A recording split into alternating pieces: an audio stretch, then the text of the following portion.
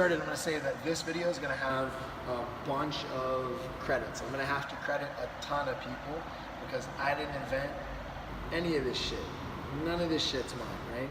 The basic leash handling skills I got mostly from Mike DeBruzio. The flexi skills I got mostly from Ivan Balabanov. The pressure and release, the idea of pressure and release, I got from Chad Mackin. So this is kind of a compilation of all the influences that have kind of put me on the path that I'm on. I'm giving you my condensed version of those skills, but that's where I got it from. And I didn't invent any of this shit. This is all just my kind of crystallization of the ideas that I got from my influences and my teachers that I'm passing on to you. First thing I'm going to do is I'm going to take my thumb and put it through the handle, and then I'm going to close my fingers over that gap. Now this makes a nice anchor grip, right? It makes a nice anchor grip because when I have this in my hand, right, it's nice and solid, it's not going to go anywhere. And the cool thing about the thumb grip is if my hand is relaxed, because I don't want to be tight all the time on my grips, right? But if my hand is nice and relaxed and I'm hanging out working a dog and the dog suddenly makes a jump, that little thumb grip makes a trap door that closes into my own hand. So I'm less likely to be surprised and lose my dog. It's a nice solid grip. This kind of grip, like this, if you get surprised and your hand is relaxed, it opens your hand instead of closing your hand. So it's a nice little trapdoor grip, right? So this is my anchor. Obviously the anchor I'd like to have closer to my body than farther away. Like if you're going to control something, you want to have it nice and close to you. That's why everybody runs with a football holding it next to them, not holding it out like this, right? So my hand is going to be close to my body to help control it. Now, it's a nice, awesome anchor, but I've got to take up slack on the leash because the first rule is this. Leashes are inherently really frustrating for dogs, and part of that is getting all tangled and goofed up, right? It's going to get weird for you. You're not going to have the timing, you're not going to have the communication that you want, the directional control that you want, and the dog's going to get frustrated because it's going to be all tangled up. So I want to keep the slack out from under the dog. So what I'm going to do is I'm going to take my other hand and I'm going to put it like a teacup in the bottom of my hand and slide it forward. When I slide it forward, I'm literally going to learn how to transfer the leash from one hand to the other. When I make a transfer, I put my hand under the fingers. So hand goes under the fingers, and then I pass it off to that. Now I'm holding the slack in my hand, and I can keep this amount of leash out from underfoot, because if it's down here like this, it's going to be getting all tangled up. So I take out the slack, hold it just like this in my hands. Now we're going to talk in a second about how to make a good grip, because obviously I'm holding this like horse reins, and that's nice, right? Because I can communicate with the dog. If the dog is being sensitive and cooperative, I can communicate with the dog like just put my thumb on the leash and hold it. But essentially you're holding the leash with these two fingers. So if the dog is listening to you, that's rad. But if they're not listening to you, we're gonna have to make a nicer grip. We'll talk about that in a second. First skill, basic grip, slack management, that's it, first skill. So I can slide back and give the dog as much room as I want, or I can slide forward, take up the slack, right? Just like this, slide out, slide back, slide out, slide back, slide out, slide back. Just like that, right? Once I get really good at doing that and I'm not looking at it, I want to be able to do it on the other hand. But before I practice on the other hand, I'm going to practice my switch. So passing it, just like passing the slack, I went fingers under fingers and then took it out to pass the slack. I make passing the entire leash the same way. There's two parts, right? Thumb and forefinger. I put thumb under thumb, forefinger under forefinger. Like this. See it? Like that. Take my original hand out. Now I'm holding it on this side. Same grip, same thing. Slide out. Slide back. Slide out. Slide back. Right? Switch. Slide. Slide. Switch. Slide. Slide. Switch. Practice those skills until you can nail them down. You feel really comfortable doing both of those things. There's sliding in and out on one hand, switching hands, sliding in and out on the other hand. So slide in, slide out, switch, slide in, slide out, switch. Be able to randomize those. Slide in, slide out, slide in, slide out, switch, switch, switch, switch, slide, right? Practice those skills in as many combinations as you can. First basic set of skills.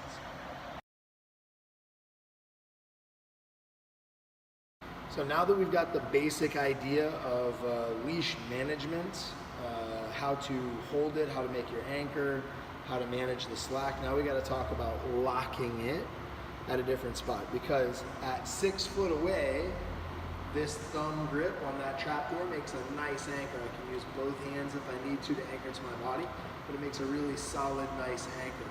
The problem is if I've managed my slack and I'm sitting here and I decide I need a grip beyond just this fingertip pressure, like kind of working horse reins that I have here, I'm gonna have to lock my leash down, right? So how I'm gonna do this little lock, first I'm gonna practice using my thumb to lock, then I'm gonna practice using my finger.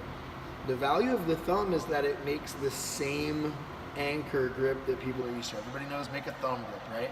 So this little thumb lock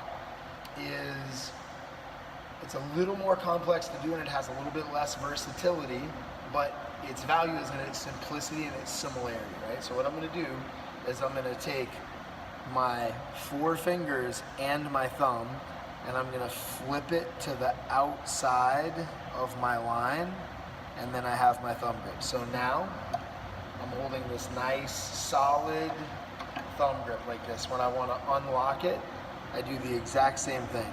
I open my fingers and bring them back in. So here I have my little reins grip, nice little sensitive. I can move up and back real gentle, real easy like this, right? Just fingertip, nice easy control with the dog that's paying attention. I decide, shit, I need to get a real solid anchor and I don't want to have more than 6, I don't want to have 6 foot, so I'm going to flip it where I'm at. Flip the fingers and the thumb here, make your lock, unlock. Flip, lock, boom, unlock. Lock, boom, unlock. Slide out, slide back, thumb lock, unlock, thumb lock, unlock, just like that, right? Real easy. Slide, lock, unlock. Pass it off to the other hand. Do the same skills on this side. Slide out, slide back. I decide I need to lock it. Flip the fingers out. Thumb lock, unlock, just like this. Lock, unlock. Real easy. That's the thumb lock.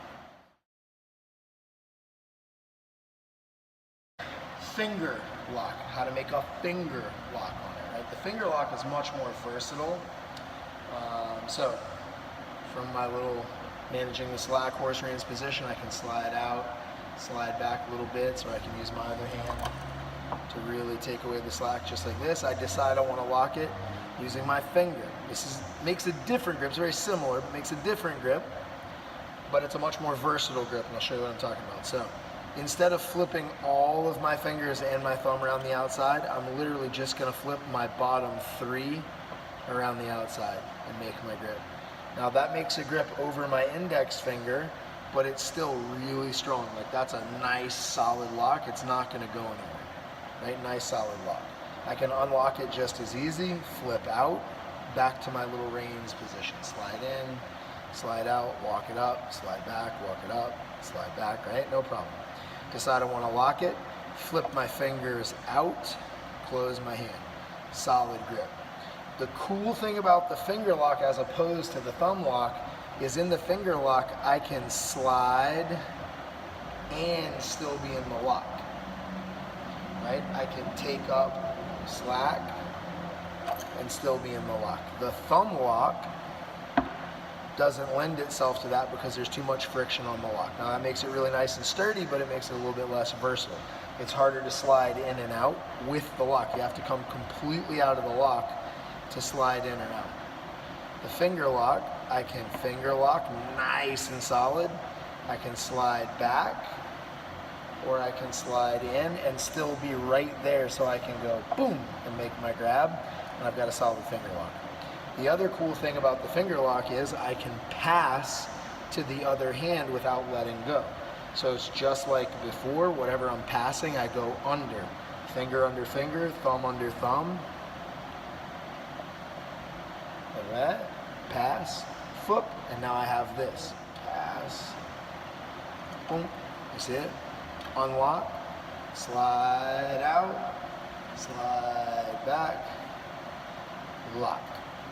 Unlock, lock. Slide in the lock, slide back with the lock, slide back with the lock, pass the lock, unlock, slide, slide. See? Finger lock, just like this. Finger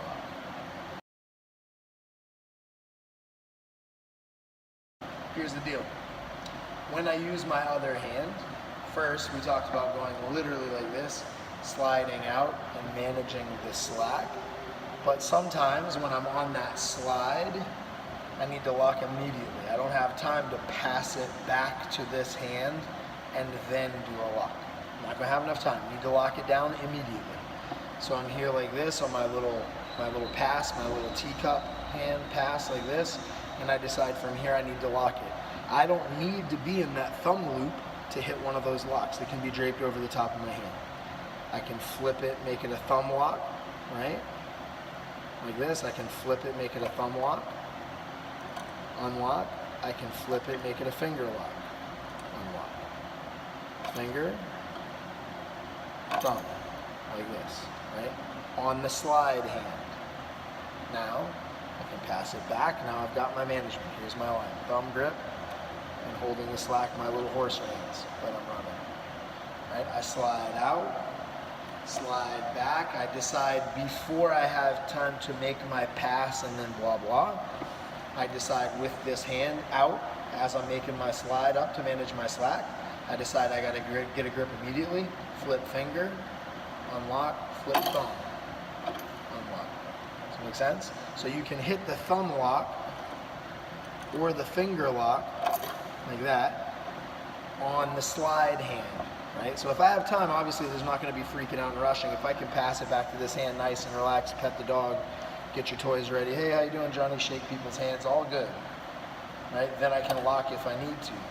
But if I get caught on a slide here, I don't have to go all the way back to this pass. I can hit a lock right from here and deal with it.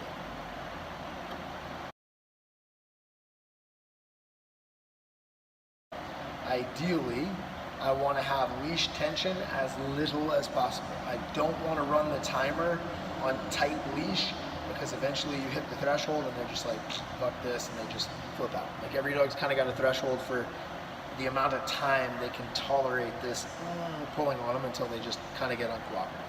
So I want to minimize that time. If there's not a need to stop them from moving, I'm not going to make pressure on the collar. I'd rather use social pressure. My body's moving this way. You want to stay with me, you come with me. Ideally, my dog is cooperating and I don't need this. If you have a line of social responsibility and social cooperation, you shouldn't need a line made out of leather, right? So if you're using this, other shit's going wrong, right? So I want to minimize the amount of time we are not cooperating, right? I'm going to do that by doing this thing called pressure and release, right? Pressure and release. So look, I'm going to practice this from a thumb lock because, well, I'll practice it like this. We'll go from the reins, right here, from the reins, right? So from this position, from these reins position, I can make nice, easy, gentle pressure like this, right? I can just squeeze my thumb and finger together and pull my fingers back. This is going to look like you're driving a horse, right? So I'm here driving. I don't know if that's how you say it. Anyway, whatever, right? So I'm going to pull back a little bit, make a little bit of pressure, and immediately when I don't feel like I need to, I'm going to slack the pressure. Pull, make a little pressure, slack the pressure. Pull, slack the pressure. Right? Make this nice, active, distinct release. Like that, right? The problem with doing it from here is it's nice, but if the dog's really pulling, this is not going to physically stop their forward movement because it's going to slide out of your grip and burn your fingers. This is for a dog that's cooperating. You give them a gentle reminder, hey, not so far, buddy. They cooperate. You go like this. You know, they go, oh, I'm going to go sniff that thing. You go like, nah, it's too far. I don't like that thing. They cooperate. You go like this, no problem. If they're gonna go and you have to really physically, like this is a full-on like disagreement, not a fight, but like they're like, I'm gonna go, and you have to actually physically stop them. That's what collars and leashes are for. I can flip to a lock, and now instead of me making tension by moving the top part towards me and relaxation by moving the top part away from me, it's gonna be exactly the opposite. I'm gonna make my finger lock like this. I make tension by pulling the bottom towards me. I make release by letting the bottom out. Towards me makes pressure, out makes release, right? Same thing on the thumb lock. Flip the thumb, hold it nice like this, right? Pressure comes on by the bottom coming towards me, release happens when the bottom goes away from me, right? So I can do pressure and release with my reins grip, like that. I can do it from a finger lock, like this. I can do it from a thumb lock, like this. And obviously you can do it from the anchor. It's just really far away for me to see it from the camera. I can make that same thumb lock style pressure and release from it. Obviously you can do that in this grip, like where I'm managing the slack, but you can also do it on just your slide hand. If I get caught here and need to make a lock, I can make pressure and release here. I can make a thumb lock, make pressure and release here. And I could just in my slide hand use a little bit of gentle thumb and forefinger pressure to make pressure and release. But if they're not cooperative, I gotta lock it so I have more leverage.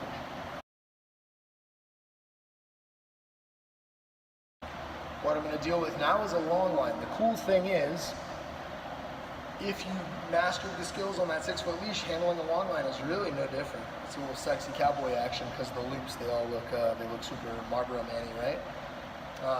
But the techniques are exactly the same, right?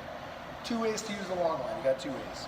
Drop it and let the dog drag it, right? It's a safety line, that's all. It's as you're proofing your recall, you have a safety line. So if the dog decides to take off, I can step on it. But it's a step line, you're not handling it. They're dragging it and you're stepping on it. Because they're dragging it, they never get tangled because there's no other attachment point to get tied up around. But if I need to have a handle on my dog, if I'm holding it, I don't want them to be dragging it because while I'm holding it, they'll get wrapped up. And when they get wrapped up, they'll get all screwed up. Now, can you do it sometimes? Yeah, sure you can. But if you're gonna handle a long line and you need to manage it, you gotta learn how to do it. It's exactly the same thing you did before. You make your anchor grip just like before. I take the slack out just like before. You see it? I take the slack out just like before. The only difference is I'll do it depending on the line. This is a 30-foot line, it's a lot of line, right? Depending on the amount of line, instead of having one bunch, I have a whole big bunch, right? Same thing. I can slide out, right? I can slide back, just like this. But the idea is the dog doesn't get tangled as I'm working my line, right? Slide in, slide out. It's just the slide out is a repetitive process, slide in is a repetitive process. As far as managing it, it's the same. If they're being cooperative, I can talk to them with these reins like this, right? If I need to lock it, I can finger lock. I can slide on the finger lock, right? I can also make my thumb lock. It's the same thing. Boom, make my thumb lock, make my finger lock, boom. Pass is exactly the same. It looks more confusing, but it's exactly the same. Thumb under thumb, finger under finger, pass the whole thing off to the other side. Pass, whole thing off to the other side. Lock, unlock, pass. Real easy, easy stuff. It's the same thing as the 6-foot. Same thing as the 6-foot, it's just multiple loops. Instead of having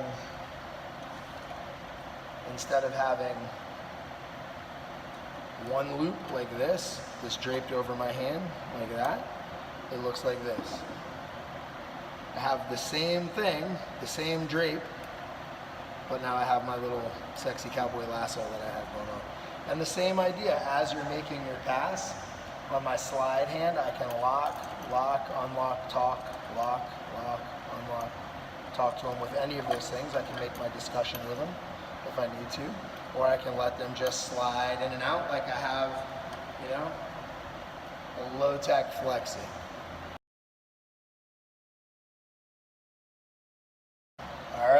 Here it is, the one everybody wants to talk about. Flexies. I mean, obviously there's a handle. Different configurations have different buttons, but the idea is that they are loose, right? And I can push the button and make it tight, right? So I can talk to them like this, right? They can slide in and out as much as they want. This makes managing a long line way, way easier, right? Because sliding in and out is thoughtless. I do not have to deal with it. Sliding in and out is no big deal, right? Sliding in and out is no big deal. The difference is in the locks, right? The difference is in the locks, right? So if I lock the thing and I hold like this, I don't have a really good grip. Now we can talk about anchoring methods. We'll talk about anchoring methods in a second, but for grips like this, now I'm going to be forced to use a two-hand grip. If I need to lock it, first I lock the flexi, but then my other hand goes in front. Do not grab the line. I'm not grabbing the line, I'm grabbing the case. See where the line is like this, right? I grab the case. So with this thing locked, I grab the case. It's not my grip that's doing it. See it?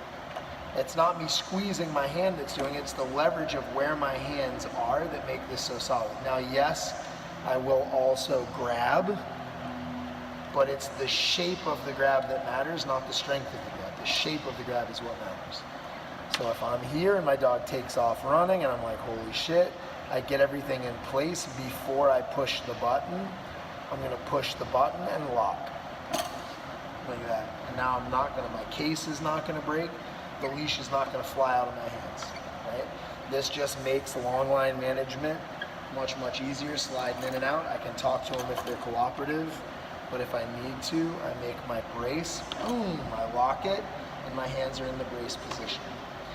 Now, if you're a little bit nervous to use one of these because you're really scared of your hand strength, then I would say anchor it down. Like if you have a really short leash, you can just put it around your waist and obviously put it through the handle and make a waist anchor. Most people are running 6-foot leashes, so I assume that you know the cool pro dog training way to put your leash on.